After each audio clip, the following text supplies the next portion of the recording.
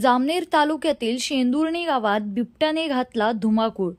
जनावरांच्या गोठ्यात बिबट्याने घुसून 6 बकऱ्या व 1 गायीच्या वासराला केले ठार। गावात पसरले भीतीचे वातावरण। ही बातमी आहे शेंदुर्णी प्रतिनिधी राहुल सपकाळे यांच्याकडून।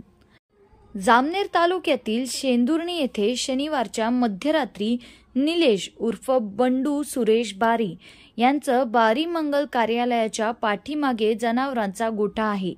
त्या गोठ्यातील 6 बकऱ्या व 1 गायीच्या वासराचा बिबट्याने गोठ्यात घुसून ठार केल्याची घटना घडली आहे। त्या शेतकऱ्याच्या 1 बकरीची बाजारभाव किंमत जवळपास 15 ते 20 हजार पर्यंत आहे।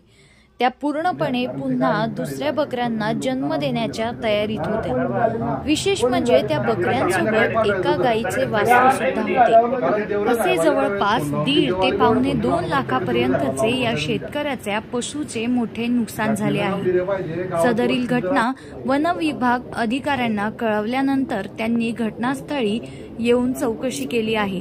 त्यात त्यांनी बिबट्याचा अंदाज दर्शविला आहे। त्या भागातील बऱ्याच शेतकऱ्यांना त्यांच्या शेतामध्ये 4 ते 5 दिवसांपासून बिबट्या आढळत आहे। आजूबाजूच्या परिसरामध्ये भीतीचे वातावरण निर्माण झाले। त्या बिबट्याचा बंदोबस्त करण्यात यावा अशी गावकऱ्यांनी मागणी केली आहे।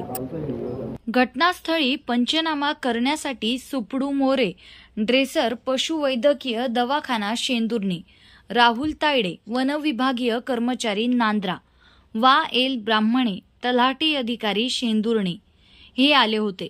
नुकसान झालेल्या शेतकऱ्याला सरकारी लाभ मिळवून देऊ अशी त्यांनी सांगितले।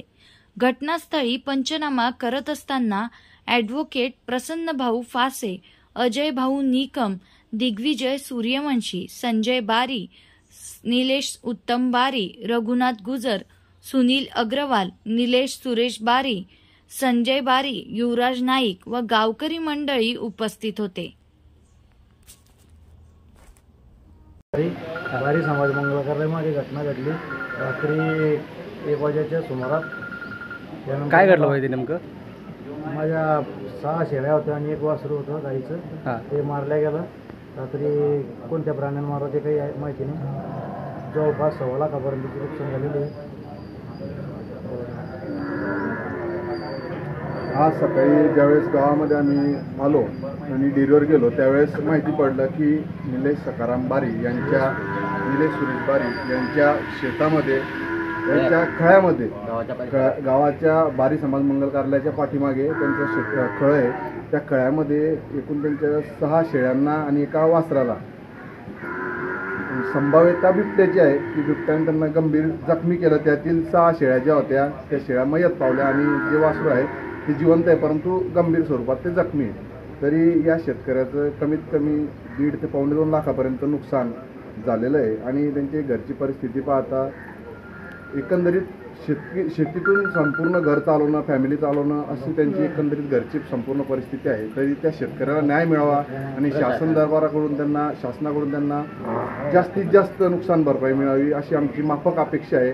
आणि गावात हा जो प्रकार झालेला आहे हा वस्तीला लागून झालेला आहे। त्याच्यामुळे माझं गावातील प्रशासनाला, नगरपंचायत प्रशासनाला तसंच पोलीस प्रशासनाला आणि आपलं फॉरेस्ट डिपार्टमेंटला माझी विनंती आहे की असा प्रकार पुन्हा होऊ नये। तसंच गावात लहान मुलं आहे, गावाच्या आजूबाजूच्या परिसरामध्ये वाढलेलं गवत आहे, असा प्रकार आज शेळ्यांवर झालं, उद्या उठून वासरांवर होऊ शकतं किंवा लहान मुलांवर होऊ शकतं।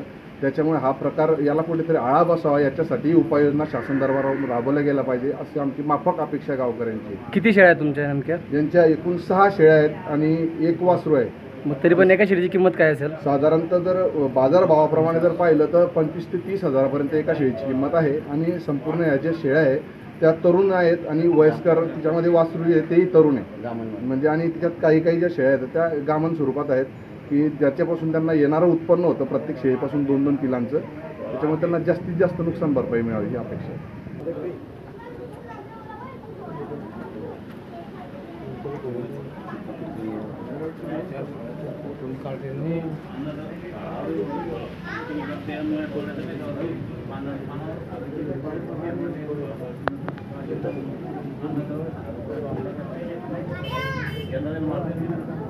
यंदा खरेदी करून आम्ही सांगतो